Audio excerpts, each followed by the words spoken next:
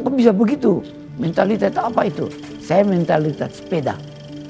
Kalau ada naik sepeda, ada berhenti, ada jatuh. Jadi kalau saya berhenti bekerja, saya mati.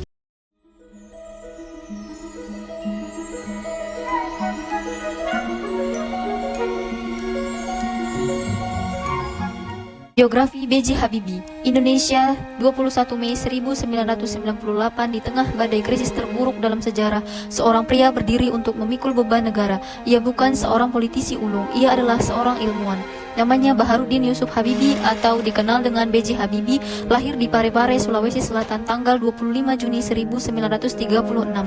Beliau menempuh pendidikan di ITB jurusan Teknik Mesin, lalu beliau melanjutkan studi di Jerman, tepatnya di RWTH Aachen University, mengambil jurusan Teknik Mesin spesialisasi konstruksi pesawat terbang.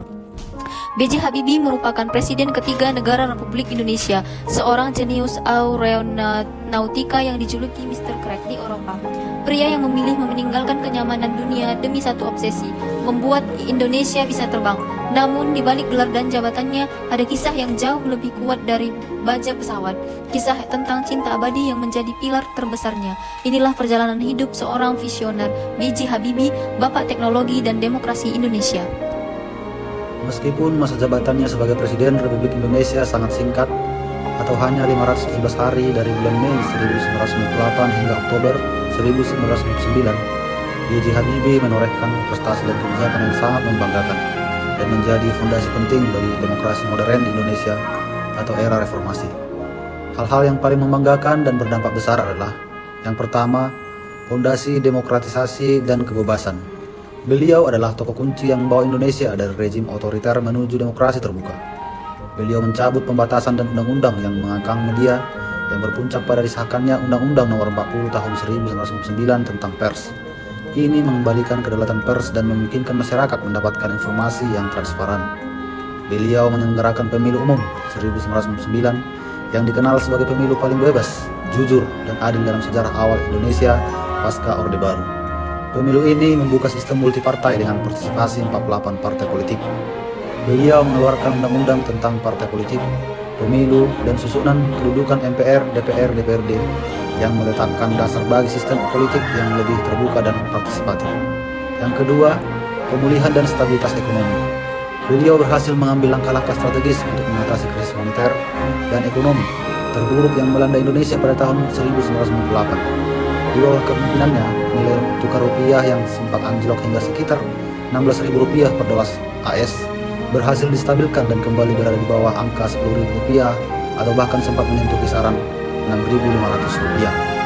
Melalui Badan Penyihatan Perbankan Nasional atau BPPN, pemerintah melakukan reformasi besar-besaran di sektor perbankan untuk mengembalikan kepercayaan investor dan masyarakat.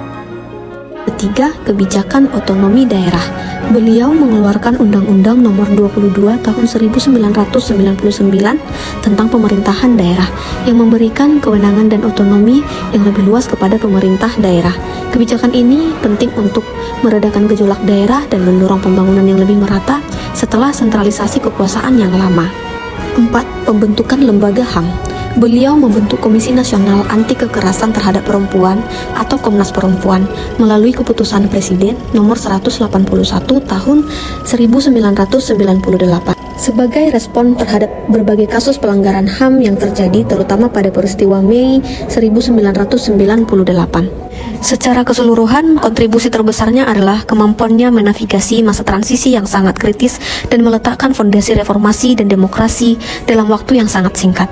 Hal ini membuatnya sering dijuluki sebagai Bapak Demokrasi era pasca Orde Baru. Kami memilih tokoh Bapak B.J. Habibie karena banyak penerapan nilai berakhlak dalam kehidupan B.J. Habibie. Yang pertama, 1. Berorientasi pelayanan atau pelayanan terbaik untuk bangsa.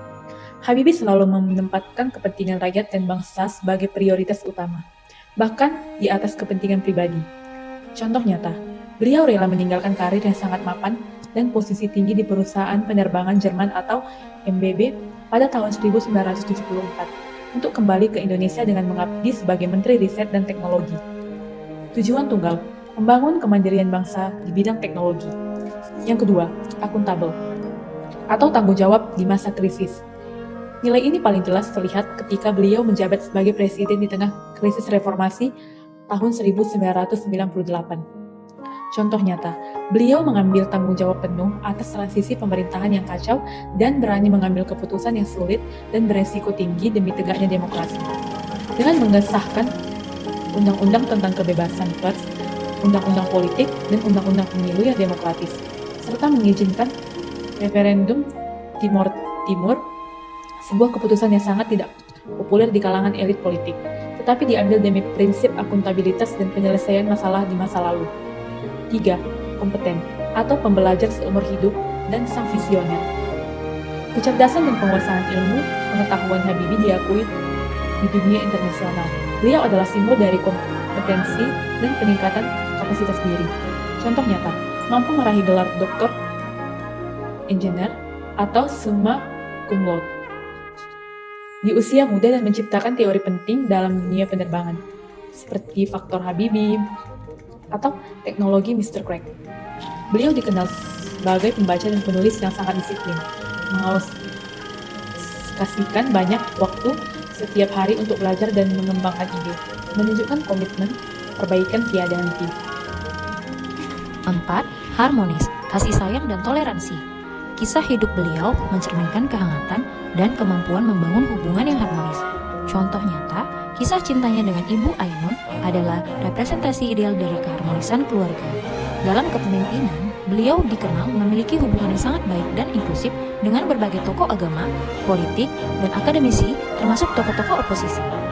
Yang kelima, loyal, mengutamakan kepentingan negara. Loyalitas Habibie diuji ketika ia harus memilih antara karir dunia yang nyaman di Jerman atau pengabdian penuh resiko di Indonesia. Contoh nyatanya, keputusan ia kembali ke Indonesia pada tahun 1974 adalah bukti nyata loyalitasnya. Beliau mendedikasikan seluruh ilmu dan keahliannya untuk kemajuan bangsa, bukan untuk kekayaan atau ketenaran pribadi. Loyalitasnya tercermin dalam tekadnya untuk membuat Indonesia mandiri secara teknologi, bukan hanya untuk menjadi konsumen produk asing. Yang keenam, adaptif, tangguh menghadapi perubahan. Habibie adalah sosok yang sangat responsif terhadap perubahan dan inovasi, baik dalam teknologi maupun politik. Contoh nyata, beliau sangat responsif terhadap perubahan zaman, baik dalam bidang teknologi maupun politik, saat mentransformasi sistem pemerintahan menjadi lebih demokratis. Yang ketujuh, kolaboratif atau membangun sinergi global. Habibie percaya bahwa kemajuan hanya dapat dicapai melalui kerjasama lintas sektor dan internasional. Contoh nyatanya, beliau mampu membangun sinergi dan kolaborasi antara pemerintah, BUMN, perguruan tinggi, dan pihak swasta untuk mengembangkan teknologi nasional. Beliau juga dikenal terbuka terhadap ide dan masukan dari timnya. Karena peran beliau dalam kehidupan ASN adalah sebagai sumber inspirasi abadi untuk menjadi abdi negara yang cerdas, berintegritas, dan juga berdedikasi tinggi demi kemajuan Indonesia.